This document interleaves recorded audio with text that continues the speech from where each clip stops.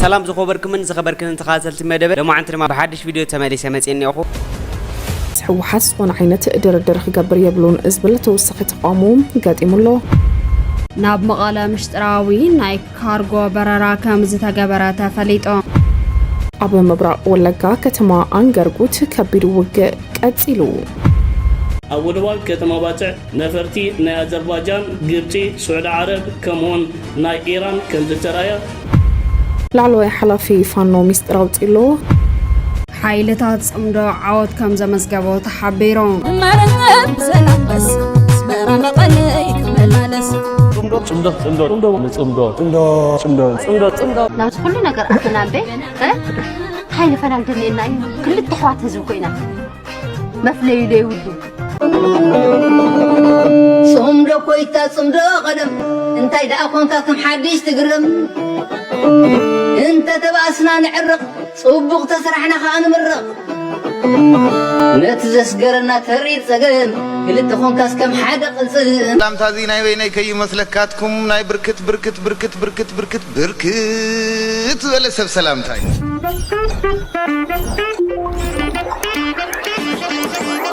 ألفكم سعيم سدورا رأكت قلنا تمحسنكم نجازنا حدش ندحر عليهم دما سبسكرايب قار كيت زنقوا لكم لا فيديو تاعنا نتيجة نايت أنا حيت سلام كأني يوردل سلام أوني علم بعلمه سلام يوردل هاجرنا سلام انتقينا علم بعلمه نحنا نقصن من أسي يقصن عديتا نقصن أبوتا تقصن إزقابير أملاك بعلمه محرته وردل دمبقنا لنا بيتم لنا بوزون برخات العدد له أسر له فتح لنا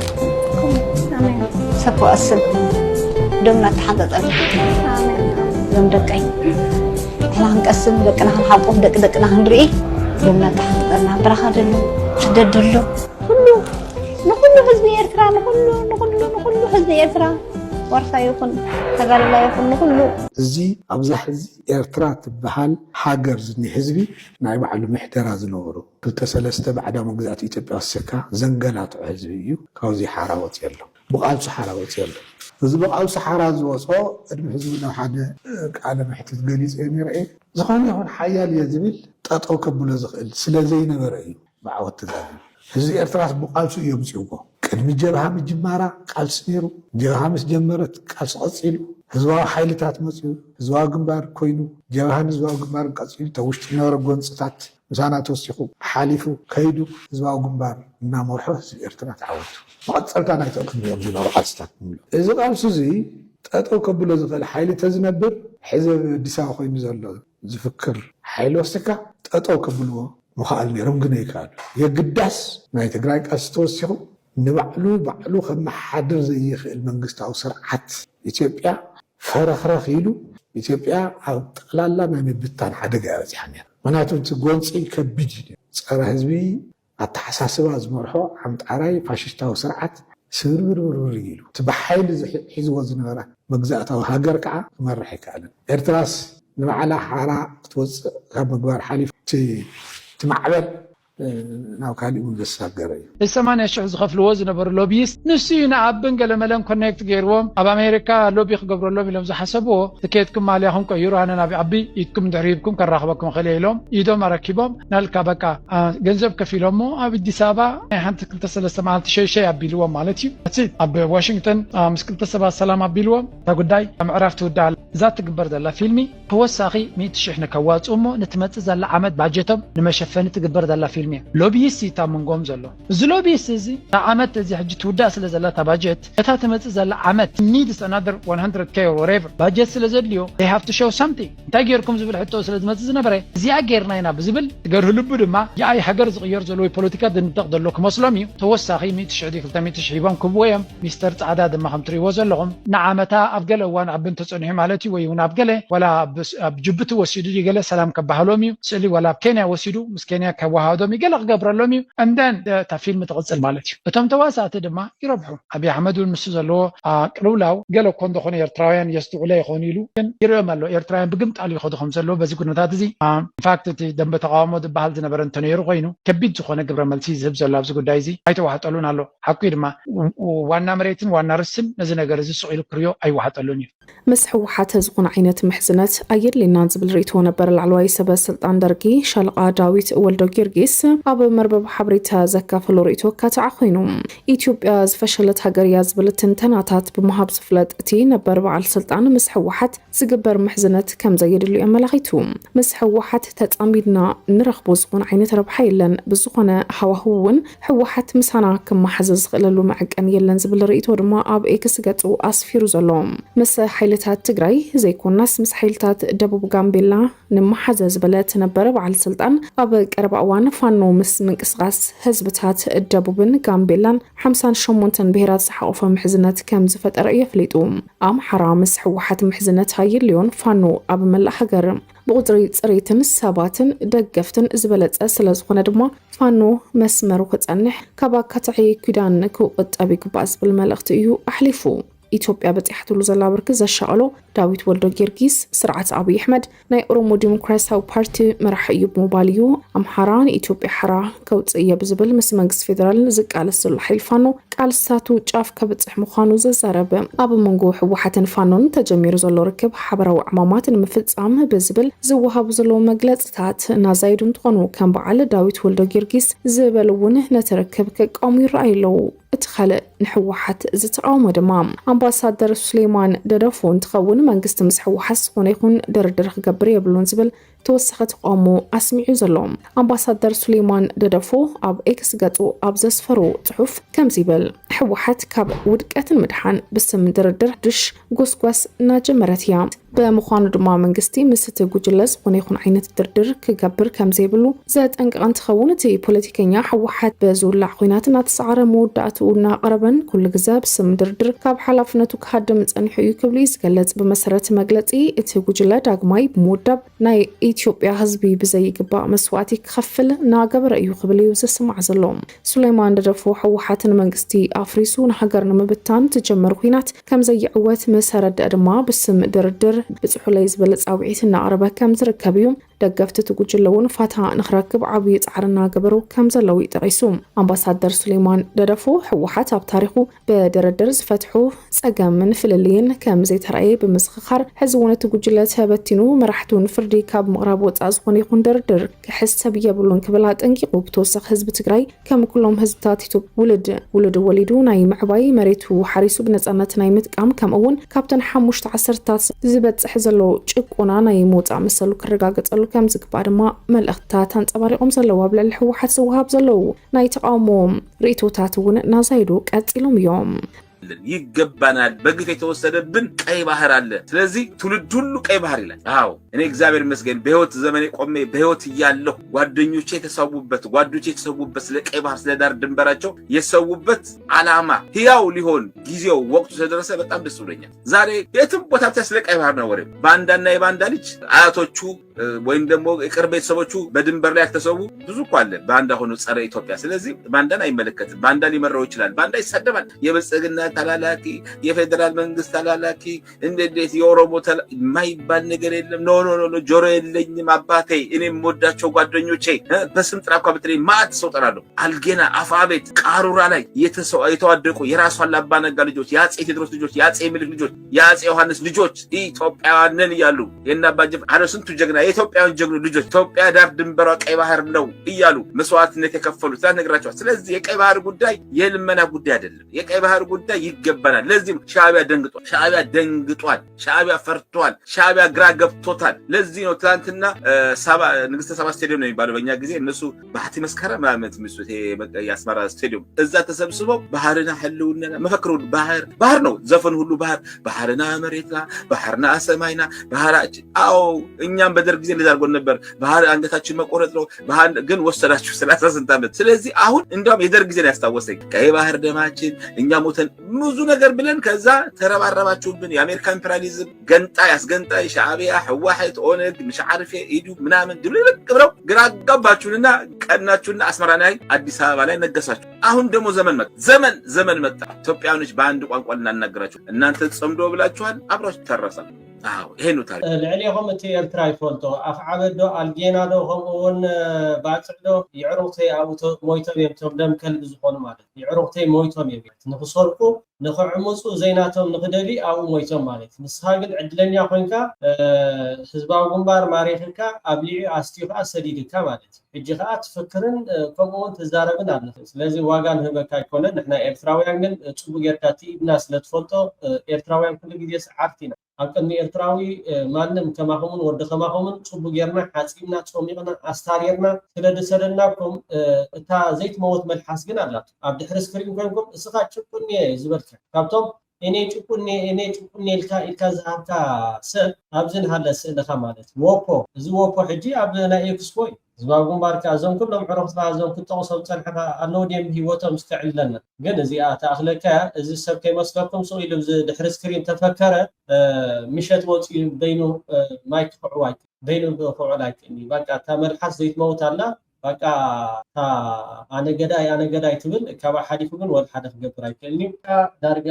ኢትዮጵያውያን እቶም ኣብዚ ማሕበራዊ ሚድያ ነጥፊ ብጣዕሚ ብልቢ ከመስግነኩም ይደሊ ይስሕቁን የብለሎ ኣይተማረኩም ገለ ክብል ልክዕ ከምዚ ወዲ ናይ ምርኮኛ ስብስብ እኮ እዩ ብልፅግና ማለት ናይ ምርኮኛ ስብስብ እኮ እዩ ከምዚ ከሪአኩም ፀንሐ ወዲ ሻምበል ትግራዋይ እዚ ከዓ ረኣይዎ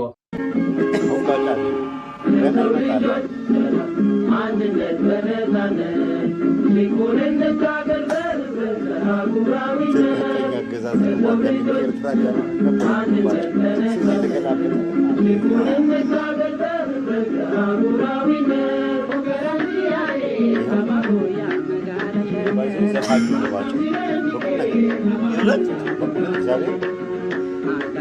እስክስታም ዘፈን የሚሰራው ዘፋኝ ነበረ ባጫ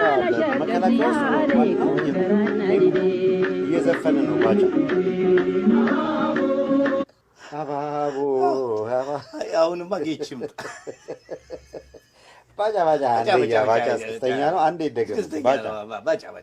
ይሄ ነው ባጫ ደበሌ ጀነራል ባጫ ደበሌ ያው ነው ራሱ ጌቾትም ይባና ባጫ ፌዘኛ ነው። ባጫ አንደኛ ወታደርም አይደለም፣ እስክስተኛ ነው፣ ዳንኪረኛ ነው። በዚህ መሃል ልብስ አልብሶ አመጣው ያንዳንዱ በጣም ደስ ይላል። ባጫ አንደኛ ባጫ እስክስተኛ ነው፣ ዳንኪረኛ ነው። ይሄ ዘፈን ሪሚክስ መደረግ አለበት በባለሙያው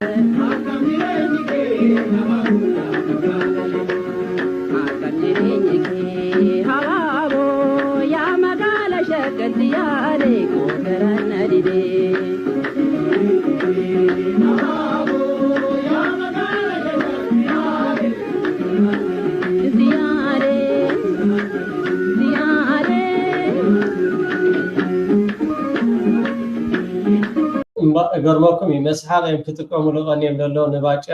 በዓሉ ነገር ኣምፂ እንታይ ገድሾ ከም ዝተማረኸ ኩሉ ይፈልጥ እዩ። ኣብዚ ከምዚ ደረጃ ብምውዳቕ ግን ብጣዕሚ እቲ ኣመል ንኸይተርፍ እዩ። ኣብ ልዕሊ ህዝብን ሃገርን ኤርትራ ከምኡ ከዓ ኣብ ልዕሊ እቲ ብሓንሳብ ተፀሚዱ ዝሰርሕ ዘሎ ንምጥፋእ ስርዓት ብልፅግና ብሓባር ኮይና ክነጥፍኦ ናይ ኩላትና እጃም ኣብዚ ማሕበራዊ ሚድያ እውን ኣገዳሲ ስለዝኾነ ዝኾነ ትዕበትን ኣስ ከምቲ ክቡር ፕረዚደንት ኢሳያስ ኣፈወርቂ ዝበሎ እንታይ ኢሉ ነይሩ ቅድሚ ሕጂ ንምዝኽኻር ካብ ኩሉ ፅቡቕ ነገር ከዓ ብባህሪ ዝለመድናዮ ማለት እዩ። ፀላኢ ትብሎ ንሰብ ሓይሊ እውን ኣቃሊልካ ይትርእና ንዓኻ ክጥዕመካ ምእንቲ ክትኣምኖ ኢልካ ከምዚ ኢልካ ካሻምሽ ኣቢልካ ክትዛረብ ኣገባብ ኣይኮነን። ምክንያቱ ፖለቲካ ክትዛረብ ትኽእል ክትልፍልፍ ትኽእል ከም ድላይካ ቀይዲ ይብሉን ልጓም ዘይብሉ ዓውዲ ወይ ሜዳ እዩ ክበሃል ከኣል። ኣብ ውትድርና መፂኻ እንድሕሪ ብሰብ ኣሰሊፍካ እትጋጠም ኮንካ ግን ቅድም ቀዳድም ፍርቂ ዓወት ክትብሎ ትኽእል ንፀላኢኻ ኣቃሊልካ ዘይም ከምዚ ክቡር ፕረዚደንት ኢሳያስ ኣፈወርቂ ዝብሎ ዘሎ ትዕበትና ኣስ ኩላትና ኣብዚ ማሕበራዊ ሚድያ ንነጥፍ እቲ ኣብ ባይታ ዝግበር ዘሎ ብጣዕሚ ቀዲምና ይኸይድ ከም ዘሎ በዚ ኣጋጣሚ ክሕብረኩም ይደሊ ኩሉ ከዓ ትምሕትም ኢልካ እዩ ዝግበር ዘሎ ኣብ ጎቦታት መጋሌ ወታደራዊ ውጥረት ይውስኽ ኣሎ። ካብ ደቡብ ክልላት ዓፋርን ትግራይን ዝርከብ ስትራቴጂካዊ ከባቢ ጎቦታት መጋሌ ናይቲ ከባቢ ዕጥቋት ይገብርዎ ኣለዉ ዝበሃል ወታደራዊ ምንቅስቃስ ኣብቲ ከባቢ ሓድሽ ውጥረት ክፈጥር ኣኽኢሉ። ክልቲኦም ወገናት ከበድቲ ተፅዋራት ይጥቀሙ ኣለዉ ኣብ ዝተባሃለሉ ከምኡውን ምሽግ ናይ ምኹዓት ስራሕቲ ይስፋፋሕ ከም ዘሎ ሓበሬታታት ዘመላኽቱ። እዚ ድማ እቲ ኣብ ዝሓለፈ ግዜ ዝተወድአ ውግእ ክቀጻጸል ይኽእል ዝብል ስጋት ኣስዒብሎ። ጎቦታት መጋሌ ካብ ወታደራዊ ኣንፈት ኣገዳሲ ቦታ ከም ዝኾነ ንምቁፅጻሩ ዝግበር ውድድር ድማ ነቲ ውጥረት ዝያዳ ከም ዘጋደዱ እዩ ዝግለጽ። ነበርቲ ከባቢ ከም ዝብልዎ ዕጡቓት ድፋዕ ኣብ ዝኹዕትሉ ስትራቴጂካዊ ቦታታት ንምቁፅጻር ኣብ ዝንቀሳቐስሉ ዘለዉ እዋን ሓሊፉ ተኹሲ ይስማዓሎም። እዚ ወታደራዊ ምንቅስቓስ ኣብ ልዕሊ ነበርቲ ከቢድ ስጋት ፈጢሩ። ካብ ዕዳጋ ካልኦት መዓልታዊ ንጥፈታት ተቆጢቦም ኣብ ገዝኦም ክጸንሑ እውን ይግደዱ ኣለዉ እቶም ነበርቲ። ሎሚ ኣብቲ ከባቢ ድማ ዝተፈላለዩ ናይ ህድኣት ደበና ዝተረኣየ እንትኸውን ግን ድማ ማዕበል ዘለዎ ስቕታ ይርአ ኣሎ። ቀጻሊ እንታይ ክኸውን ይኽእል ዝብል ግን ኣብ ስጋት ኣለና ይብሉ። እዚ ኣብ ጎቦታት መጋሌ ዝርአ ዘሎ ውጥጣት ድማ ድሕሪ ስምምዕነ ሰላም ፕሪቶርያ ጉዳይ ዶብን ጠለባት መሬት ክሳብ ክንደይ ናይ ቀልጢፉ ናብ ጎንፂ ክቕየር ከም ዝኽእል ዘርኢ ምዃኑ እዩ ዝሕበር። ናይ ሕወሓት ሓይልታት ከበድቲ ኣፅዋራት ሒዞም ኣብ ከባቢ ዶብ ምንቅስቃሶም ቀፂሎም ዝብል ሓበሬታ እውን ኣሎ። እዚ ድማ መስርሕ ዕጥቂ ምፍታሕ ዳግማይ ምጥያሽ ከምቲ ዝድለፍ ብፍጥነት ጥራሕ ይካየድ ስለዘየለ ዘርኢ ዝብሉ ናይ ተስኣኑን ብካልእ ወገን ድማ ሓራ መሬት ተባሂሎም ኣብ ዝፅውዑ ናይቲ ከባቢ ዕጡቃት ንረሶም ንምክልኻል ዘለዎም ዓቕሚ ንምጥንኻር ይንቀሳቐሱ ኣለዉ ዝብል ሓበሬታ እውን ኣሎ። እዚ ድማ ብዙርያ ሕወሓት ፀጥታ ናይ ፌደራል መንግስቲ ዘሎ ክፍተት እውን ዝገለጽ ምዃኑ ተንተንቲ እውን ዘረድኡ እዮም። ብሓፈሻ እዚ ዘይተፈትሐ ውጥረት ኣብ ዝኾነ ግዜ ናብ ዝኸፍአ ጎንፂ ክዓርግ ይኽእል ዝብል ስጋት ተንጸባሪቑ ኣሎ። ፌደራል መንግስትን ካልኦት ዝምልከቶም ኣካላት እቲ ውጥረት ናብ ዝኸፍአ ሰብኣዊ ቀውሲ ቅድሚ ምምርሑ ድማ ብቕልጡፍ ሓላፍነት ወሲዶም ነቲ ውጥረት ከህድኡ ዘላቒ ፍታሕ ጻጢ ክገብሩ ድማ ጻውዒት ቀሪብሎም። ኣብ ሓደ እዋን ምዕራባዊ ዓለም መዕርፎ ነፈርቲ ወደባዊት ከተማ ባፅዕ ብውሽጣዊ ዓቕምታት መንግስቲ ኤርትራን ኩባንያታት ናይ ኤርትራ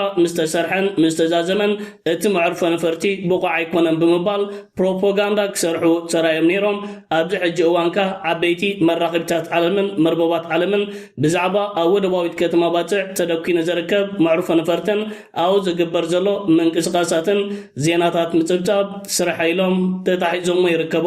ትማሊ ወፂን ተዘርጊሕን ዝርከብ ዘሎ ዜናን ፀብጻባትን ኣብ ወደባዊት ከተማ ባፅዕ ተደኪኑ ዝርከብ መዕርፎ ነፈርቲ ኣብ ንጡፍ ስራሓት ይርከብ ከም ዘሎ ነፈርቲ ናይ ኣዘርባጃን፣ ግብፂ፣ ስዑድ ዓረብ ከምኡውን ናይ ኢራን ከም ዝተራየ ብዘርዘር ፀብጻባት ወፂ ይርከብ ኣሎ። ኣብዚ ዝሓለፈ ወር ሓምለ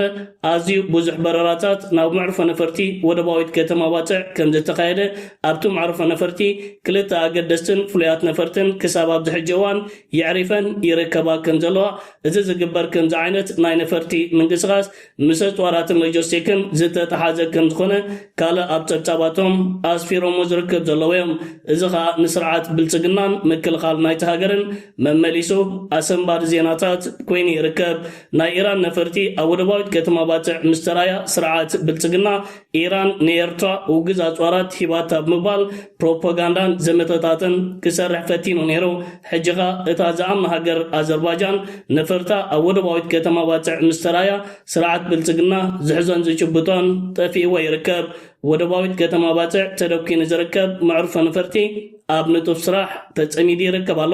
መራኸቢታት ዓለምካ ነዚ ጉዳይ ዝምልከት ወግሒ ፀብሐ ናይ ሳተላይት ምስልታትን ካልእ ናይ ነፈርቲ ምንቅስቃሳትን ብምክትታል ስሙ እናጠቐሳ ዓበይቲ ዜናታት ይሰርሓ ኣለዋ። ክቡራት ተኸታተልቲ ካብ ኩነታት ነፈርትን ዜናታትን ከይወፃና ኣብዚ ዝሓለፈ 3 መዓልታት ኣብ ክልል ኦሮሞ ተሃሪማ ዝወደቐት ንብረት ሓይሊ ኣየር ኢትዮጵያ ዝኾነት ነፋሪት እታ ነፋሪት እንታይ ትመስልን ስርዓት ብልፅግና ንምንታይ ይጥቀመላ ነይሩ ዝርዝራዊ ሓበሬታታት ወፂሎ። ብመሰረት እዚ ወፂ ዝርከብ ዘሎ ፀብጻባት ነቲ ስርዓት ብልፅግና ኣብ ክልል ኦሮሞ እዛ ነፋሪት ዝተሓምሸሸትሉ ኩነታትን ኣጋጣሚታትን ብኤኣይ ዝተቀናበረ ስእልታትን ቪድዮታትን ይክብል ክሕደት ፈፂሙ ነይሩ። እታ ነፋሪት ግን ኣብቲ ዕሪፋትሉ ዝነበረት ቦታ ከምዘየላን ከም ዝተሓምሸሸትን ሙሉ በሙሉ ተረጋጊፁ ይርከብ። ስርዓት ብልፅግናን ሓይሊ ኣየር ናይቲ ሃገርን ነዛ ነፋሪት ንላዕለዎት ሰበስልጣን ናይቲ ሃገር ናብ ዝተፈላለየ ክፋላት ክጥቀመላ ከም ዝፀንሐ ኣብዚ ጸብጻባት ተጠቒሱ ይርከብ። እዛ ነፋሪት ዋጋ ክብርቲ ከም ዝኾነት ሓንቲ ካብተን ስርዓት ብልጽግና ኣብዚ ቀረባ እዋናት ካብ ሩስያ ዝተረከባ ከም ዝኾነት እዩ ካልእ ሓበሬታታት ዝወፅእ ዘሎ። ስለዚ ስርዓት ብልጽግና ብኤኣይ ዝተቐናበረ ስእልታትን ቪድዮታትን ዝበሎ ምሕምሻሽ ናይዛ ነፋሪት ኣብ ክልል ኦሮሞ ሙሉእ ብምሉእ ሓቅነቱ ተረጋጊፅሎ መራኸቢታት ናይቲ ሃገር ትማልኣ መሲኡ ነዚ ዜናታት ዓበይቲ ርእስታት ምሃብ ይጭብጭባሉ ኣለዋ። ጽምዶ ርግጽ ሕማም መርዘን ኣብይ ኣሕመድ ኮይኑ ጸኒሑ እዩ ከምቲ ንፈልጦ ማለት እዩ። ነገር ግን ሕዚ ናብ ናይ መወዳእታ ግዜ ንበሎ ናይ መወዳእታ ኩነታት እንዳበፅሐ ይርከብ። ጽምዶ ፈጢሮም ትግራይ፣ ኤርትራ፣ ሱዳን ምስ ካልኦት ናይ ውሽጢ ኢሉ ዝሓሰቦም ይመፁን ኣለዉ ኢሉ ትግራይ ናይ ውሽጢ ከም ዘይኮነት ኣካል ኢትዮጵያ ከም ዘይኮነት ቆፂሩ ዝዛረብ ዝነበረ ብግልፂ ዘቕርብ ዝነበረ ኣብይ ኣሕመድ ሕዚ ናይ ጽምዶ ኢምፓክት ብተግባር ክሪኦሉ ናብ ዝኽእለሉ ኩነታት በፂሕና ኣለና። ብዙሕ ሰብ ጽምዶ ጽምዶ ትብሉ ኣለኹም። ነገር ግን እቲ ናይ ጽምዶ ውፅኢት ደኣ ኣበይ ኣሎ? ትግራይ እናተደብደበት ስቂሉ ዝርኢ እንድሕር ኮይኑ ናይ ጽምዶ ትርጉም ደኣ እንታይ እዩ? ኣብ ልዕሊ ትግራይ ከበባ እንዳፈፀመ ስቂሉ ዝርኢ እንድሕር ኮይኑ ናይ ጽምዶ ውፅኢት ደኣ እንታይ እዩ? ብፍላይ ናይ ድሮን ጥቕዓታት ክበፅሕ ከሎ ኣብ ሸራሮ ምስ በፅሐ ቅድሚ ሸራሮ እውን ኣብ እንትጮ ኣብ ጸለምቲ ኣብ ቆላ ተንቤን ከምኡ እውን ቅድሚኡ እውን ኣብ ናይ ቦርደር ናይ ዓፋር ናይ ትግራይን ኣብ ዘጋጠሙ ኣብዚኣቶም ፃውዒታት እናቐረቡ ጸኒሖም እዮም። ኣወል ሰዒድ ሓደ ግዜ ዝበሎ ነይሩ ትግራይ እንተተነኺኣ ብድሮን ይኹን ብኻሊእ እንተተነኺኣ ድሮናት ሻዕብያ ኣበይ ከም ዘንዣበባ ክፈልጥ ክኽእል ኣለዎ ዝህፃን ኢሉ ዘቕረቦ ነይሩ። እዚኦም ኣበይ ኣለዉ ዝብል እዩ ነይሩ ትናትኩም ኢለ ዝሓስብ። ሕዚ ከዓ ብፍላይ ድሕሪ ናይ ሸረሪና ድሕሪ ናይ ደቡብ ትግራይ ኣበይ ዳ ኣሎ ጽምዶ ዝብል ሕቶ እናበዝሐ ይመጽእ ኣሎ። ብተግባር እውን ንሪኦ ኣለና። ነገር ግን ጽምዶ ኣብ ምንታይ ደረጃ ኣሎ ዝብል ወታደራውን ፖለቲካውን ምሽጥራት ብዘየቃልዕ ብዘይውፅእ መልክዑ ጽምዶ ኣበይ ኣሎ ዝብል ክሕብረኩም ስለ ዝደለኹ ብጽምዶ ንጅምር ዘለና። ካሊእ እውን ሓደሽቲ ምዕባለታት ስለ ዘለዎ ብዛዕባ ጽምዶ ንግጽ ትግራይ ኣብ ባዕላ ኣብ ዓርሳ ዝተመርኮሰ ህልውና ክህልዋ ኢና እንደሊ መራሕትና እውን ቃል ብቃል እዚ ነግሮምና እዮም። ሕዚ መላፍንቲ ኣለውና ዶክተር ደብረጽዮን ቃል በቃል ዘቕረቦ ከቕምጠልኩም ሕዚ መላፍንቲ ኣለዉ፣ ሕዚ መቃልስቲ ኣለውና፣ ናይ ቃልሲ ኣጋር ኣለውና። ነገር ግን ህልውናና ኣብ ዓርስና ዝተመርኮሰ ከም ዝኸውን ኣሚንናን በዚ ደረጃን ኢና ንመርሖ ዘለና ዝብል ኣብ ዝሓለፈ ህዝባዊ መድረኽ ዝተገበረሉ እንዳሓለፈ ከም ዝነበረ ተዓዚብኩም ኢኹም ተዓዚብና ኢና። ነገር ግን ጽምዶ ኣብ ምንታይ ደረጃ በፅሐ? ኦኬ መቃልስቲ ኣለውና። መን እዮም እቶም መቃልስቲ? ኣብ ምንታይ ደረጃ እዮም ዘለዉ? እዚኦም ሓፈሻዊ ናይቲ ጽምዶ ኣካይዳ ኸ ከመይ እዩ ተቃኒዩ ዘሎ ዝብል ክትፈልጥዎ ዝግባእ፣ ጸላእቲ እውን ክፈልጥዎ ዝግባእ። ኣደብ ክሕዙ እንተኮይኖም ብሱል ብሰላም ክፍታሕ እንተዘይኮይኑ ናብዚኣ ክንኣቲና ናብ ጦርነት እንተኢሎምስ ናይ መወዳእታ ግዜኦም ክኸውን ከም ዝኽእል ብተግባር ዘርኢ እዩ። ነዚዩ ኣብ መጀመርያ ጽምዶ ኣካላቱ ንመን እዩ? ናይ ጽምዶ ኣካላት ንኣብነት ብወታደራውን ፖለቲካውን ጥምረት ፈጢሩ ዘሎ ሓይሊ ኢትዮጵያ ከቃንየኩም ከዙረኩም ካብ ንምጅማሩ ክምቸወና ብዓፋር ንጀምር። ኢትዮጵያ 12 እዝ እዩ ዘለዋ። ሓደ እዙ ሓዝኒኢኹም ሕዚ ሓደ እዙ ካብ 10 እስካብ 25,000 ሰራዊት ኣሎ። መን እዩ ክንዲዚ ዘለዎ ዝብል ወታደራዊ ከይኸውን እቲ ጉዳይ ምናልባሽ እውን ወሲኾም እንተኮይኖም ኣብ 2-3 መዓልቲ ካብቲ ንሕና ዘጽናዕናዮ ነዘ ካሊእ ተዛብዕ ነገር ከይንህብ እከለን ይንብል። እዝታት ኢትዮጵያ ግን 12 እዝ ዘለዋ። እዚኦም ቶም ኣክቲቭ ፐርሶኔል ንብሎም እዩ። ኣክቲቭ ፐርሶኔል ምልሻ እየጠቃልልን ፍሉይ ሓይሊ ፌደራል ፖሊስ ገለመለ ዝበሃሉ እዚኦም እውን ኣትዮም እንዲዮም እዚኦም እየጠቃልሉ እዚኦም ኣትዮም እዮም ክብለኩም ከለኹ ንኣብነት ኦሮምያ በዓልኩም ሓሉ ተባሂሎም ኣማኢተ ሸሓት ፍሉይ ሓይሊ ኣማኢተ ሸሓት ምልሻ ኣማኢተ ሸሓት ኣድማ ብተናን ካሊእን ዝበሃሉ ኣማኢተ ሸሓት እዮም። ናይ ኦሮምያ ብጣዕሚ ብዙሕ እዩ እዚ ተባሂሎም እዩ። ኣብ ኦሮምያ ውግእ ተገይሩ እንተኮይኑ ምስ ኦላ ክመፀኩም የተኣካል ናይ ጽምዶ እንመን እዮም ዝብል ብደንብ ንክትርድእዎ እዩ። ሕዚ ኣብ ሕድሕድ ክልል ውግእ ክግበር ከሎ ውግኣት ክግበሩ ከለው እቱ ናይቲ ክልል ሓይሊ ዝበሃል መከላከያ ብዘይብሉ ናይ ግድን ንስቲኣት ብመሳርሒ ደረጃ መከላከያ ነዚኦም ኩሎም ዕጢቕዎ። ኣብ ሶማልያ እውን ከምኡ ንኣብነት ምስ ኦጋዴን ክገጥም ከሎ ኣብዘን ክልተ ዞባታት ሰራዊት ኢትዮጵያ ክገጥም ከሎ ክንዲ ሰራዊት ኢትዮጵያ ዝኣክል ናይ ሶማሌ ፍሉይ ሓይሊ ምልሻ ካሊእ ዘለዎ ኣቲ። ኣብ ኦሮምያ እውን ከምኡ ኣምሓራንካ ንሪኦ ኣለና ተማሪኾም እውን ንሪኦም ኣለና። ኣድማ ብተና ተማሪኾም ሞይቶም ተተነፊሖም ትሪእዎም ዘለኹም ኣብ ቴሌግራም ንለቀልኩም ዘለና ኣብ ኩሉ ኣሎ። ዓፋር እውን ኣዳልይዎም ዘሎ ንሱ እዩ። ናብ ትግራይ ክመፁ ድዮም ናይ ባሓቂ ምስ ናይ ዓፋር ሓይሊ ክገጥሙ ድዮም ናይ ባሓቂ ዝብል እንዳርኣና ይኽንከድ ኢና። ብዋናነት እንታይ ክብል ደልየ 12 ኣክቲቭ ፐርሶኔል ዘለዎን እዝታት ግን ኣለዎ። እዘን እዚ ካብ 10 እስካብ 25,000 ኣክቲቭ ፐርሶኔል ኣለዎን ስታፍ ኤክስክሉድ ጌርና ስታፍ ዘይቆፀር ጠበንጃ ዝሓዘ ጥራሕ ግን ካብ 10 እስካብ 25,000 ሰራዊት ኣለዎ ሓደ እዚ ሕዚ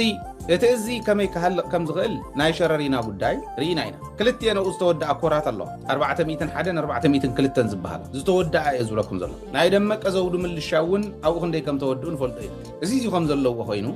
እዚኣቶም ተኣኪቦም ንኣብነት ዋላ 15 ብማክሲማም ተሓሲብናዮ ናይ ኩለን 12 ብ25 6 ብ50 ክኾን እዩ ለን 300,000 ከባቢ ኣክቲቭ ፐርሶኔል ጠበንጃ ዝሓዘ ኣለዋ ማለት ኢትዮጵያ ሕዚ ናይ ኢትዮጵያ ሰራዊት ክንድዚ ጥራሕ ኣይኮነ ዝብለኩም ዘሎ ክሎዝ ቱ ሚሊየን እዩ እቲ ሪዘርቭ ኣቕሚጦሞ ዘለዎ በየበይ ከም ዘቕመጥዎ እዚ እውን ወታደራዊ ከይኾን ክንገድፎ ክንሓልፎ እዚኣ እንድሕር ኮይና ሌትስ ሰይ 1 ሚሊየን ይሞንዎ ኣሎ ሪዘርቭን አክቲቭ ፐርሰኔሉን 1 ሚሊዮን ይሞንዎ ለና ኢትዮጵያ ሰራዊት በሰራዊት ደረጃ ነቲ ጽምዶ ምንታን ክንመጽም ክንሪኦ ጽምዶ አካላት ዝበሃሉ ከንመን እዮም በሰራዊት ደረጃ ክንደ የለዎ በጽዋሩን ክንመጽይና ሕዚ ተአናሊሲስ ንምንታይ ሓፈሻው ብዙኾነ ዘቕምጠልኩም ዘለኹ ልቕ ኢለ ወታደራዊ ዝርዝር ንዘይመሃብ ንሕናት መረዳእታ ዋላ እንተሃለወና ወታደራዊ መረዳእታ አውፂና ንዘይመሃብ 1 ሚሊዮን ሰራዊት ኣለዎ ኢልና እንተሓሲብና ናይ ኢትዮጵያ ናይ ጽምዶ አካላት ኤርትራ ከም ዘለዋ ከም ሃገር ትግራይ ከም ዘለዋ ከም ሃገር ሌትስ ሴይ ኤርትራ 500,000 ኣለዋ እንተልና አክቲቭ ፕላስ ፐርሰኔል ትግራይ 300 ኣለዋ እንተልና ባዕሎም የውፅዎ ስለ ዝነበሩ 8 ፋኖ ቃል ብቃል ክደግመልኩም ጽባሕንጎ ዝረጋገጽ እዩ ኣነ ባዕለይ ደዊለ ዝሓቲተ ይምልከቶም ዝበሃሉ ናይ ፋኖ አካላት ሓቲተ ዘውጻኽዎ 1.2 ሚሊዮን ሰራዊት ኣለና እዚ ፋኖ ኣመራርሓ ናይ ፋኖ ባዕሎም ዝወልዎ እዩ ኣነ ደዊለ ጠይቀ ዝብለኩም ዘለኹ ዘመነ ካሴ ባዕሉ ክዛረብ ከሎ ንሕና ሕዚ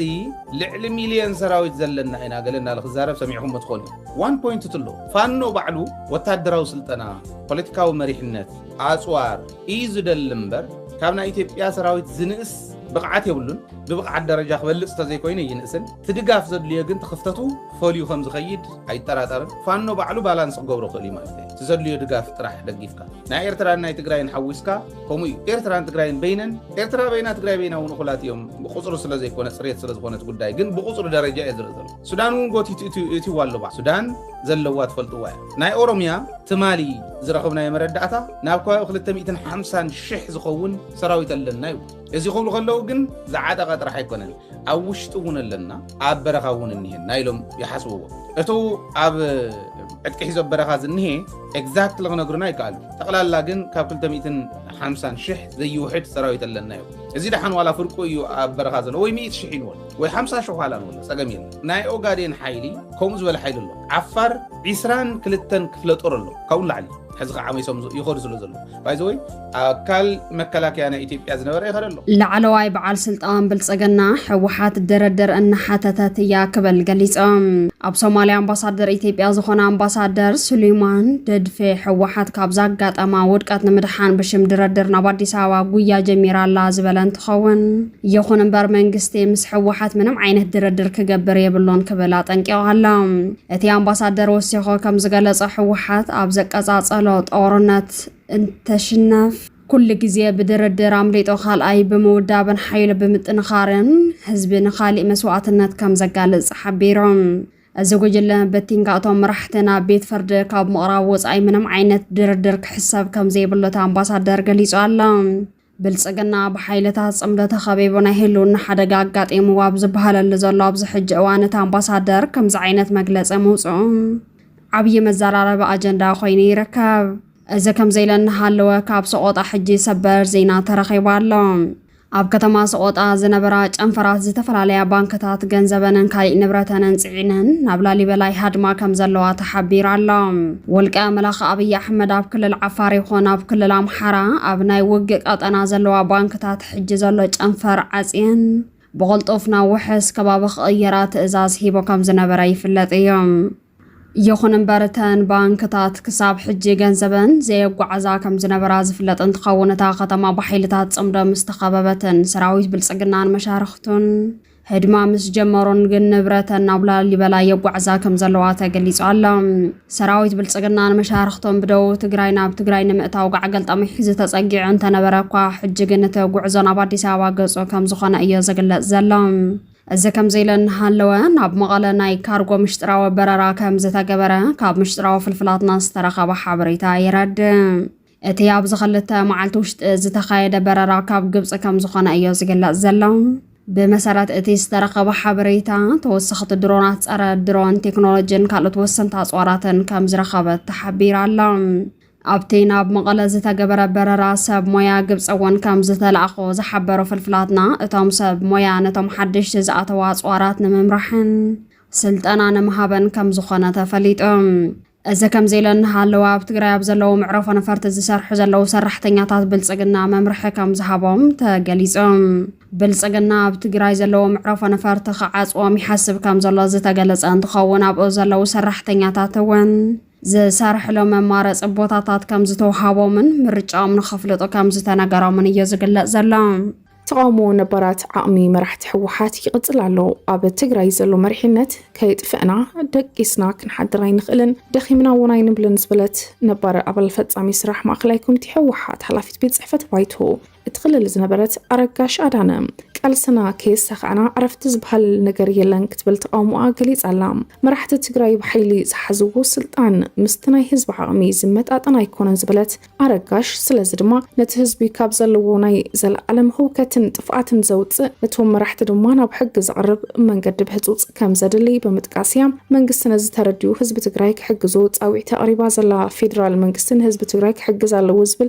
أو زعربت تانا برا مرة حوحاتهم أبش عند شعت 275 أبو ماي أباي كابز تخيد مرت أب حتى ويتقال أنستيت أبا لما أخلايكم تخوينا أتمزيزة أبا الفتاة مسرح ما أخلايكم تحو حتى حلافيت بيت صحفة بايتو تخلل خوينا ون سريحة بفلاي بمرت عش عند شعت 209 كلتن نابايتو وكلت هزبي فيدرال زي سجرت أرقاش ببركي منستر أبيت صحفة أجمع منستر أم مخاريت سفر محبراوي قدات خوينا حدش سرح حبس جمرت الأوان قعزو أسرت عمت كجمجم مستعكب أبال حوحت ككفافل دحر مجمارو مس أرقاش هذانا أبشحن شعت 293 زتأكدوا نبارات تقادلتي أبلات ما أخلاي كوميتي وعزو عسرت عمت كجمجم أبز تأكبلو أبال حوحت دما أرقاش كبدون كاب أبال نتون تباري رأيام أبز حز سعد ما نتودب تقاموتات الناس مع تركب نسلز وتاو معرنت فتحن مدمسا سرعة درجن حيا المسواتي كم زخفلت سنجر الله أرقاش كابتي سلف مسواتيا بسلمو من قد خق على صلي خلينا بزبلت تودب عرنا مسريتايا بفلاي أبو كل تشحن كل تنابس خير هجرو مرتعة ودب وكيلو أب عدوان استودادرم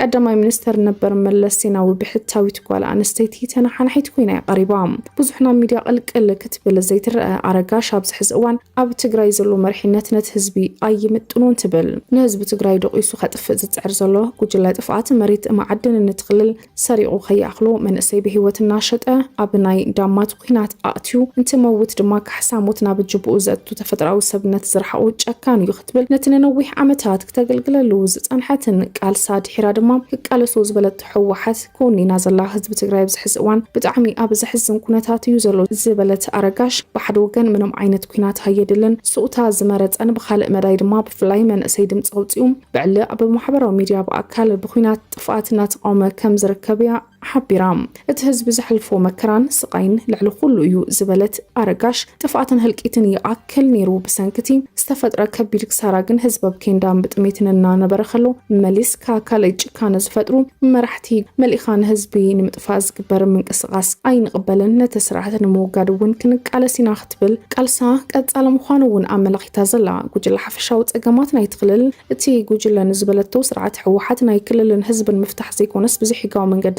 كبغو زي قبو أخابت النبرات النمكل خالكاب حقين مملاد مخانون نتعلامان مسلات رمان نمناسي تقرأي كم مشهد جنزب يقداو مسرحة مكبر ناب مسواتية ومالو ختبل دما من اسي تقرأي حدوش مريحنا تير ليو كتبل وانتسمع على أبز حزق وان أبو منقو منقست فيدرالن حوحتن تفتئرو زلو سفيح فللي يسعيبو دما نبرات مرحتي حوحت قاموهم بسفيحنا قلت يركبو أب كتشن 10 عام تمرت أب وان كوينات تقرأي تقاموهم كسمعو زنحو بقوني منقست فيدرال بمخان دمان تقارة تسرعة سقالو سوز نبرو أبز حز ساعات أب ميدياتات إيثيوبيا نقربو دما استفلالو يقال محتات ونهابو زركبو يوم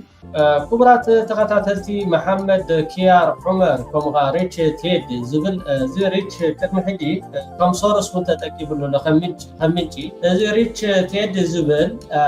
إسرائيل أو خوينو زمدبرو أو إسرائيل ኣብ እስራኤል ዝመደበሩ ብዛዕባ ኤርትራ ጽቡቕ ሓበሬታ ክህብ ወይ ከዓ ብዛዕባ ኤርትራ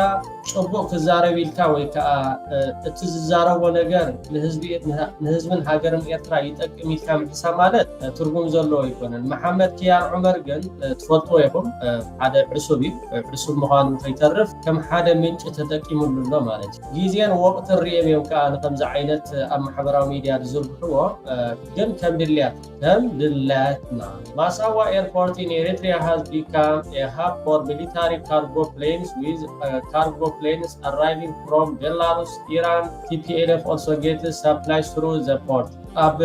ወደባዊት ከተማ ባፅዕ ኣብ ኤርፖርት ማለት እዩ ካብ ቤላሩስ ካብ ኢራን ኣፅዋራት ይኣትዋ ኣሎ ካርጎ ፕሌን ማለት እዩ ንቲፒኤልኤፍ ዘገልግል ኣፅዋራት ይኣትዋ ኣሎ ከምኡውን ንፖርት ሱዳን ቀፃሊ ናይ ድሮን መጥቃዕትታት ከምኡውን ኣዝዩ ኣሰጋፊ ስለዝኾነ ብመገዲ ባፅዕ ገይሩ ከዓ ናብ ሱዳን ይኸይድ ይብል ማለት እዩ እዚ ትሪእዎ ዘለኹም ዕለትን ሰዓትን እዮም ዝገልፁ ዕለት ክንዚ ኣብ ባፅዕ ተራጊ ካብ ቤላሩስ ተበጊሱ ካብ ኢራን ተበጊሱ ዝብል ዜናታት ዝዝርግሑ ማለት ኮነ ኢልካ ማለት እዩ በቃ ስርዓት ብልጽግና እንታይ ክገብር ውዕል ኣሎ ንኣርኤስኤፍ ክሕግዞም ውዕል ኣሎ ዶ ማለት ብጭብጥ በኸማል ብጭብጥስ ንኣርኤስኤፍ ክሕግዞም ውዕል ኣሎ ኤርትራ ንሱዳን ተሓገዘት ዋላ ንሕወሓት ተሓገዘት ዋላ ንፋኖ ተሓገዘት ነውሪ ይኮነን ግን ኣብኡ ደይኮንና ክንዛረብ ዘለና ንምንታይ እዩ ከምዚ ኢሎም ሕጂ ዝዝርግሑ ዘለዉ እንድሕር ዳኢልና ነቲ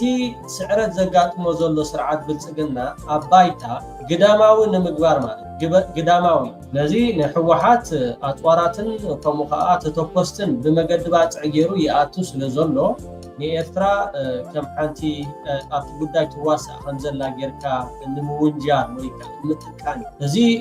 ካልእ ናይ ሩስያ ማዕከና ዜና ናይ ቻይና ማዕከና ዜና ኢሎንኦ ነይረ እንደትኾና ቁርብተይ ክትኣምን ትኽእል ማለት እዩ ቁርብተይ ክትኣምን ናይ ቻይና ዲ ወይ ከዓ ናይ ሩስያ ማለት እዚ ግን ኣብ እስራኤል ዝመደበሩ እዚ ናይ ኢትዮጵያ ጉዳይ ከዓ ብዓብዪ እዩ ከምቲ ፕረዚደንት ኢሳያስ ኣፈወርቂ ዝበሎ እስራኤል ኢማራት ዓረብ ኢራን ኣብዚ ጉዳይ እዚ ናይ ቀርኒ ኣፍሪቃ ቀንዲ ኣብ ቅድሚት ኮይና ትሰርሕ ዘላ ኢትዮጵያ ብድሕሪ ከዓ ኢማራት ዓረብ ሽዑ ከዓ እስራኤል ማለት እዩ ሕጂ ኣብ እስራኤል ኮይኑ ከምዚ ገይሩ ይፅሕፍ ድሓር ሽዑተን ማዕከና ዜና ይቀባበላሉ ሓሶት ክደጋገም ከሎ ብእንግሊሽ ብትግርኛ በአምሓርኛ ይባዛሕ ተባዚሑ እንታይ ይኸውን ሓቂ ይመስል ማለት እዩ እዚ ግን ናይ ቻይና ወይ ናይ ሩስያ ማዕከና ዜና ኢሎንኦ ነይረ እንደትኾና ተኣምን ንኽእል ማለት እዩ ቆቦ ስርዓት ብልጽግና ገዲፍዋ ከም ዝወፀ ዶይቲ ይሕበር ኣሎ ናቕታ ፕረስ እውን ኣብቲ ናቱ ዓምዲ ዘርጊሕዎ ከም ዘሎ ስርዓት ብልጽግና ሎሚ ለይቲ ቆቦ ገዲፍዋ ከም ዝወፀ ትማሊ ዝወፀ ሓበሬታ ስርዓት ብልጽግና ሰራዊት ይባታተኑ ከምኡውን ኣብቲ ከባቢ ነንሕዶም ከም ዝተታኮሱ ተኸቢቦም ከም ዝሓደሩ ከም ዝወዓሉ ክሕበር ፀኒሒና ኣሎን ሕጂ ዝወፀ ሓበሬታ ከዓ ንቆቦ ስርዓት ብልጽግና ገዲፍዋ ከም ዝወፀ ካብዚ ከዓ ከም ምጉያይካ ማለት እዩ ወልድያ ከምኡውን ኮምቦልሻዶ ገለ እናተባሃለ ከም ምጉያይካ ይኽየድ ብድሕሪኡ ስለዚ ያ ትምሕትም ኢልካ እዩ ዝግበር ዘሎ ኣብቲ ናቶም ማሕበራዊ ሚድያ ሕጂ ከጉርዑ ከምኡ ከዓ ሰላም ክትብሉ ክመፅእ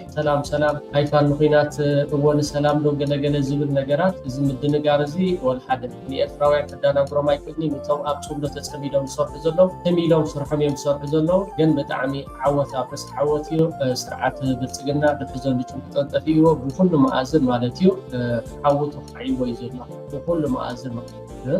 ስለዚ ዓወት ነቲ ዘጓዮምን ዝኽርድኖም ዘሎ ፋኖ ዲ ሕወሓት ብዘይገድስ ዓወት ንዓኣቶም ንምነ ማለት እዩ ንስርዓት ብልጽግና ንሕወሓት ንምዝርራብ ንምርድዳእ ኮፍ ኢሎም ክዛረቡ ብዝብል ማለት እዩ ስርዓት ብልጽግና ቀፃሊ ሽምግልና ናብ መቐለ ናይ ኣሜሪካ ኣምባሳደር ከምኡውን ናይ ኣባሳንጆ ዝተፈላለዩ ቅርበት ኣለዎም ዝበሃሉ ንሕወሓት ኣምባሳደራት ብቴሌፎን ይኹን ናብ ትግራይ ናብ መቐለ ብምብፃሕ ወግዓዊ ብዘይወግዓዊ ክልምን ድሕሪ ምፅናሕ ኣሜሪካውን ንሕወሓት ከመይ ጌርካ ምስ ብልጽግና ርዱእን ይደሉ ኣብቲ ኣብ ዝሓለፈ እዋን ኣብ ውሽጢ ኣዲስ ኣበባ ወይ ከዓ ውሽጢ ኢትዮጵያ ምስ ስርዓት ብልጽግና ኮፍ ኢልና ክንዘራረብ ፈቃደኛታት ኣይኮንናን ክብሎ